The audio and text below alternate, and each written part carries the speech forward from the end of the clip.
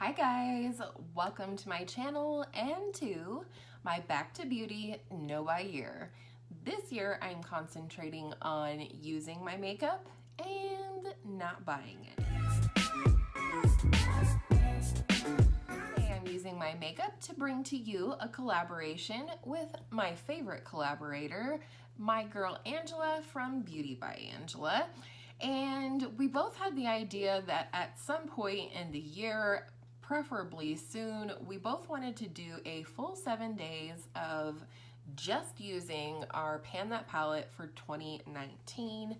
Mine is the Jaclyn Hill Morphe palette. And so the reason that this collaboration was born is because Angela and I have another project going on within our Pan That palette project where we partner a different palette with our Pan That palette every single week, every single month, just to keep things fresh and help keep us on the journey to pan our palettes.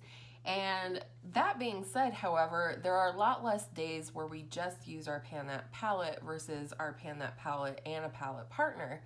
So this week we are going to be using only our Pan That palettes to create 7 looks for you. This is the intro in which we will get ready and tell you a little bit more about why we each individually wanted to do this little experiment.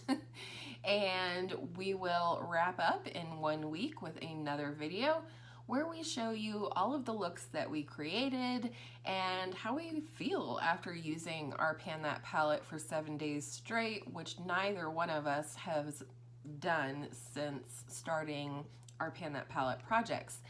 So with all of that said, let's go ahead and get into the eye look. Alrighty, let's get into an eye look, shall we?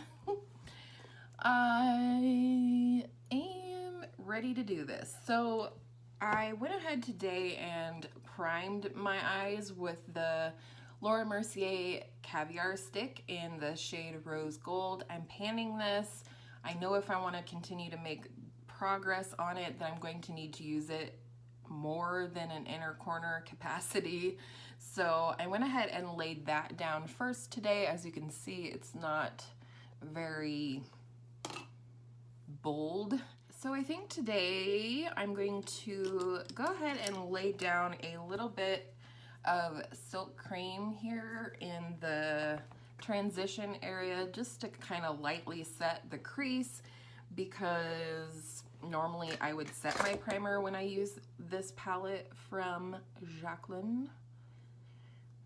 So I'm just gonna lay that down real quickly, and I'm really excited for this little project or experiment or whatever you want to call it. Using my Pan That palette for 7 days straight. I haven't done that thus far, I don't think, so I think it'll just be interesting to see how I feel at the end of the week. So next I'm going to go into this shade right here called Buns, and this is a beautiful warm kind of reddish brown that I've been super into, and I'm very close to hitting pan, so I'd like to go ahead and keep on keeping on with that shade. So yeah, Angela and I just kind of came up with this little thing. We were both planning on doing it at some point and decided to go ahead and put that on the schedule for right now.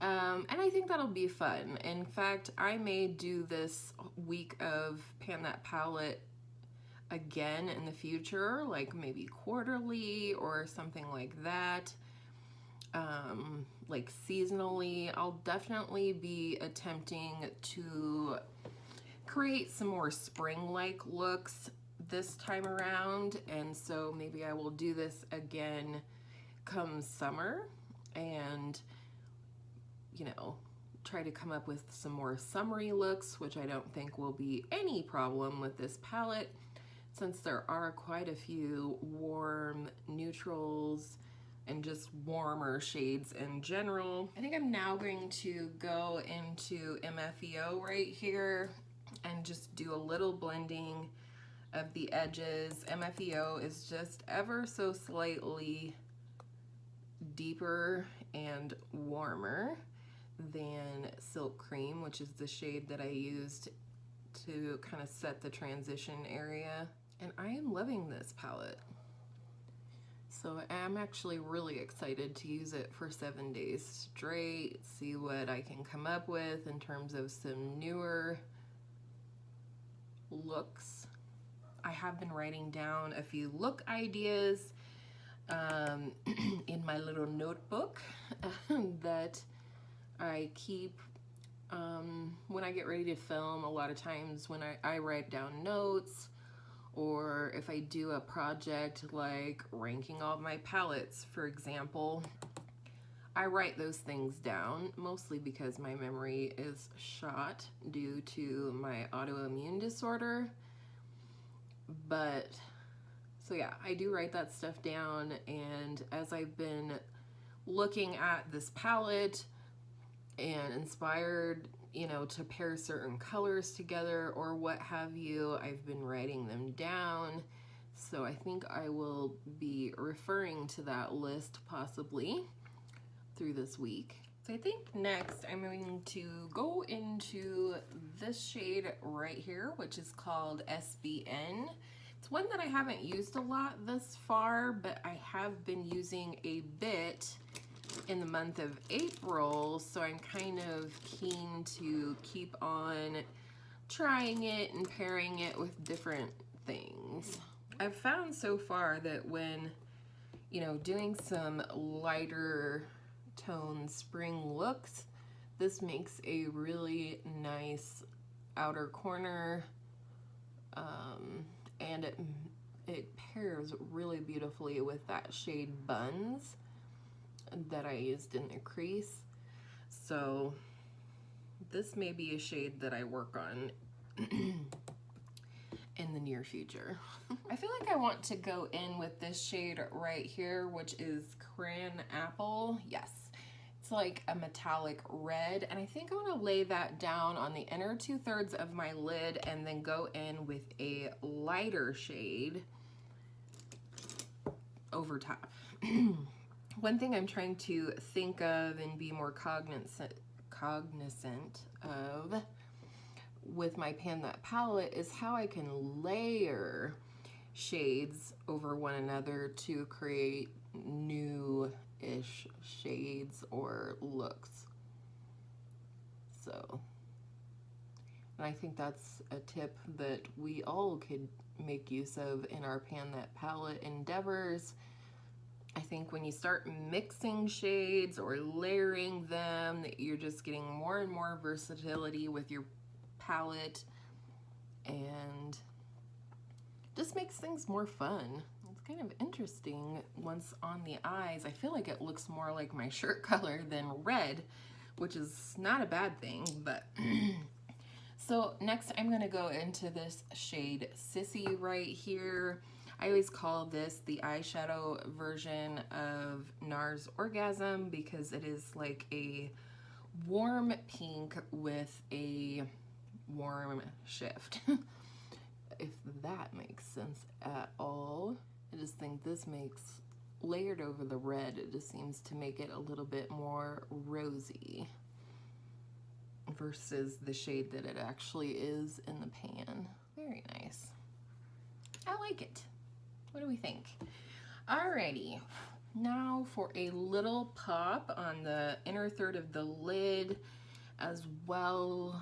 Yeah, inner third of the lid, I'm going to go in with this peachy shade right here, which is, no, I don't want to go in with that. I'm gonna go in with this shade right here, which is Obsessed. And this, I have learned, is a nice shade for layering over other shades.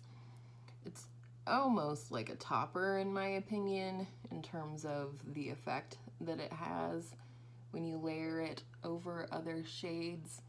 Just kind of lightens things up, gives a little highlight, but it's kind of a silvery, peachy pink goodness. So I like it. I think yeah, I used it on a look recently, layered over the green shimmer called Diva in the palette, and it turned out really cool. I wasn't for sure how it was going to layer over a green, but it actually was really pretty, and it was definitely a look that I might recreate in some way. Alrighty, for the lower lash line, I'm gonna go back into Buns right here on a flat definer brush, as always. And I'm just going to put this on the outer half of the lower lash line per mostly usual.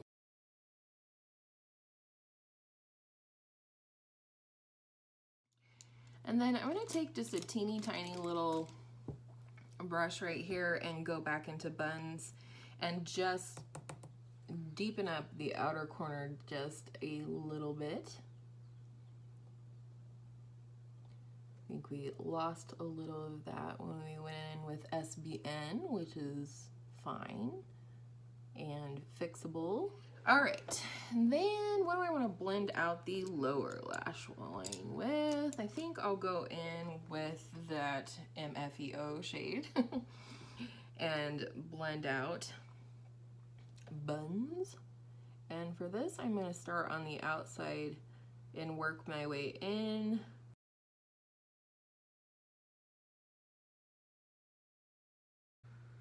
And then with the same brush, I'm gonna go into the shade Faint. Right here is a very silvery pink, very bright pink, and I'm just going to put that on the inner corner. Very soft and subtle. So how are all of your Pan That Palette projects going? If you're doing one, I've absolutely adored having so many of you chime in the comments to tell me about your Pan That Palette projects, how you're doing it. I know a few of you have joined Angela and I in our Pan That Palette Partners series, which is so cool. But I love hearing about your guys' projects as much as I like talking about my own. And then for the brow bone, I'm going to go in with the second lightest shade in the palette called Beam. Already hit pan on In Light, which is the other lightest shade. So we're starting to work on this one. So yeah, this one I definitely go in a wee bit more light-handed with.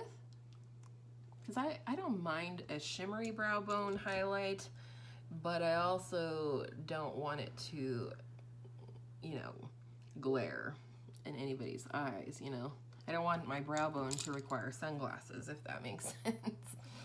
Okay, so this is the look as it stands right now. I think it turned out beautifully. I'm gonna go ahead and hit up some liner and some mascara, and then I will do my wet dog mop and we'll come back for lips. Alrighty then, we are back. Hair is did, kind of. And we're gonna go ahead and do lips now. I'm gonna go ahead and line my lips with my Lips But Better shade, which is MAC Lip Pencil in Whirl.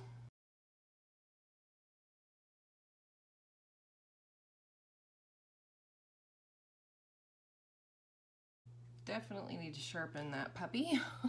And then I'm going to go ahead and use Bite Amuse Bouche lipstick in the shade Rhubarb. It's always hard when I'm doing a pink look to come up with a lip that isn't pink, so